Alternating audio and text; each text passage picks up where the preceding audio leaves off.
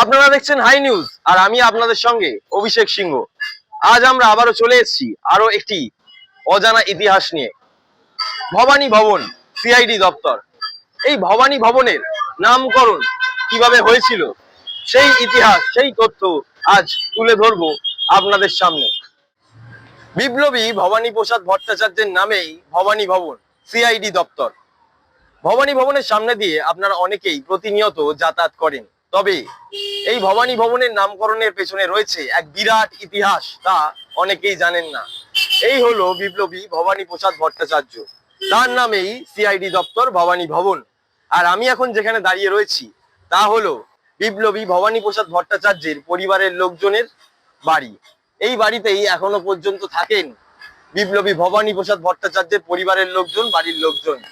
এবং তাদের থেকেই আমরা জেনে নেব যে এই বিপ্লবী ভবানী প্রসাদ ভট্টাচার্য কে ছিলেন, তার বিষয়ে বিভিন্ন তথ্য তুলে ধরবো আপনাদের সামনে। তাহলে চলুন বিপ্লবী ভবানী প্রসাদ ভট্টাচার্যের বিষয়ে জেনে নেওয়া যাক।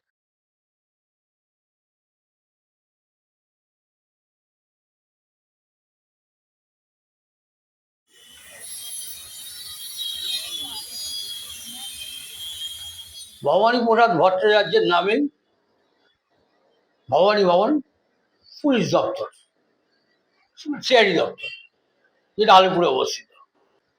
ভবানী প্রসাদ ভট্টাচার্য ছিলেন অগ্নিযুগের ফাঁসির সহিত এক বিপ্লবী। উনি 1934 সালে 8ই মে দার্জিলিংয়ে বাংলার অত্যাচারী রাজ্যপাল জন অ্যান্ডারসনকে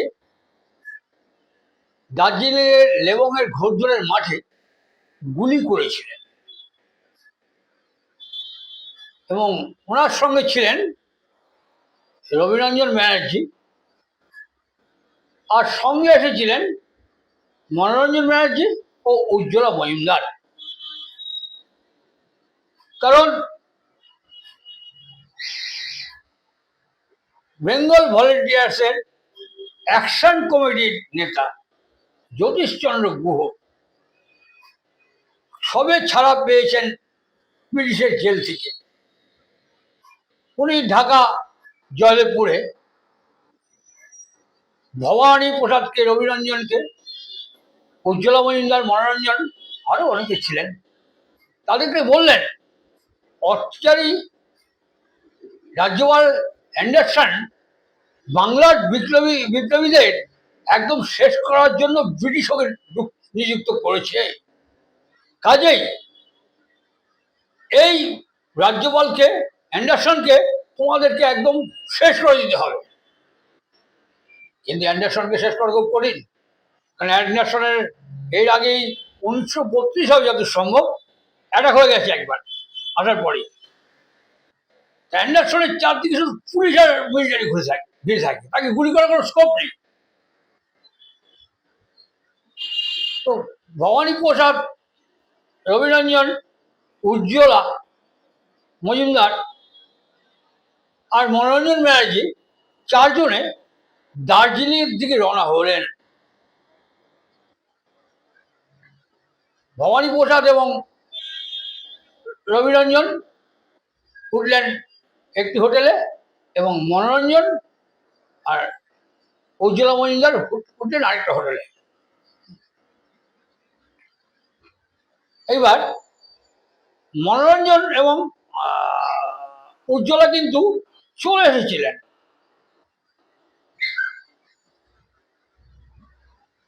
মনোরঞ্জন এবং উজ্জ্বলা মজুমদার চলে এসেছিলেন কারণ ওনারা যাওয়ার সময় একটা হারমোনিয়াম নিয়েছিলেন এবং হারমোনিয়ামের মধ্যেই পিস্তল ছিল।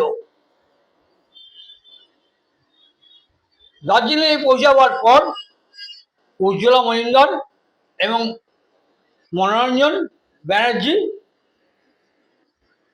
চলে গেলেন। অ্যান্ডারসনের প্রথমে কথা ছিল ওখানে একটা পুষ্প প্রদর্শনী হচ্ছে দার্জিলিংয়ে, সেইখানে উনি যাবেন।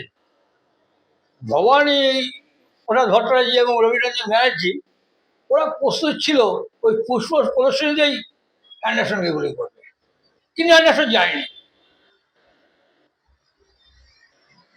এটা সালটা 1934 সালে 8ই মে কথা বলছি।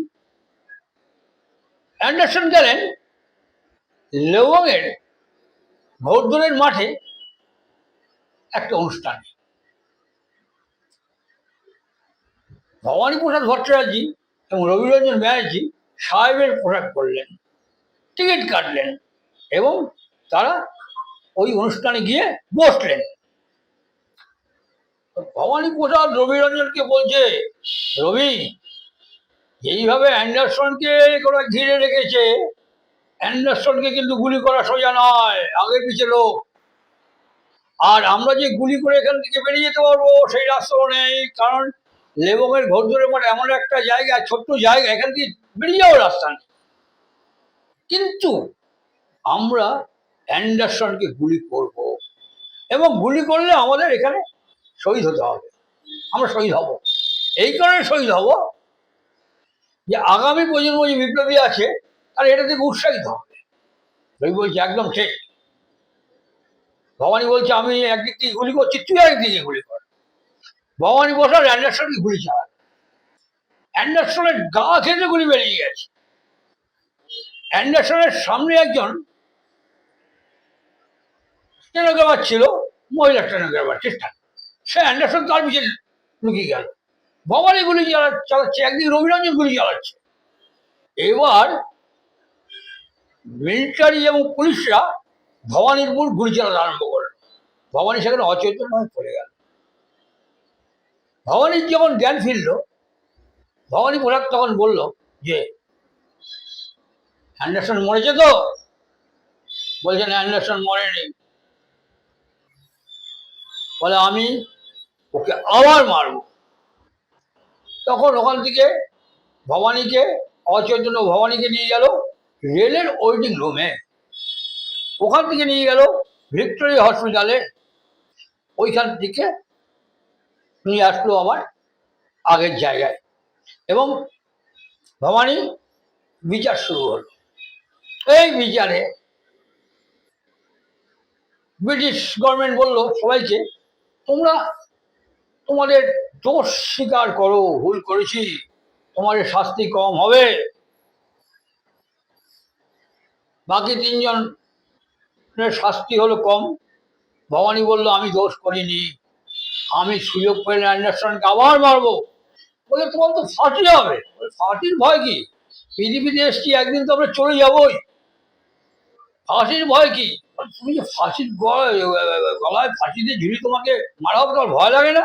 বলে ভয় লাগবে কেন, আমি তো গীতা পাঠ করি নিয়মিত, আর বলি বন্দে মাতরম। এই বন্দে মাতরম আমার শক্তি আছে, মৃত্যু ভয় কেটে যায়। সাহেবরা বেড়ে কথা শুনে সাহেবদের চোখে জল বেড়ে গিয়েছিল। তখন সাহেবরা ভবানীর মাকে বলছে যে, দময়ন্তী ভট্টাচার্যকে বলছে যে আপনার ছেলেকে বলুন, বাচ্চা ছেলে, বলুন যে ভুল হয়ে গেছে, শাস্তি কম হবে। ওরা বলছে না, আমার ছেলে যা কাজ করেছে দেশের জন্য সঠিক কাজ করেছে। আর ভবানী বলছে পৃথিবীতে একদিন যেতে হবে, আমি তো চিরকাল বেঁচে থাকবো না। তারপরে ভবানী প্রসাদের 1935 সালে ফাঁসি, আর বাদ বাকি যারা ছিল তাদের যাবজ্জীবন কারণেও নানা রকম শাস্তি হলো। আপনি ভবানী প্রসাদ ভট্টাচার্যের পরিবারের? আমার স্ত্রীর দাদু হচ্ছে শহীদ ভবানী প্রসাদ ভট্টাচার্য, আমার স্ত্রীর দাদু। ভবানী প্রসাদের আরেকটা পরিচয় আছে, ভবানী প্রসাদের পিস্তত ভাই ছিল ভাওয়ালের সন্ন্যাসী রাজা। আচ্ছা। আর ভবানী প্রসাদের জন্ম ভাওয়ালের রাজবাড়িতে। ভবানী ভবনের নামকরণ দেখুন, ভবানী ভবনের নাম আগে ছিল এই রাজ্যপাল অ্যান্ডারসনের নামে। আগে আগে আগে জানতাম অ্যান্ডারসন হাউস। দেশ স্বাধীন হওয়ার পরও অ্যান্ডারসন হাউস। আমরা রাজ্য সরকারকে বললাম, ভবানী প্রসাদ অ্যান্ডারসনকে গুলি করলো, দেশ স্বাধীন হয়েছে, এখন সাহেবের নামে একটা বিল্ডিং থাকবে। রাজ্য সরকার কথা শুনলো।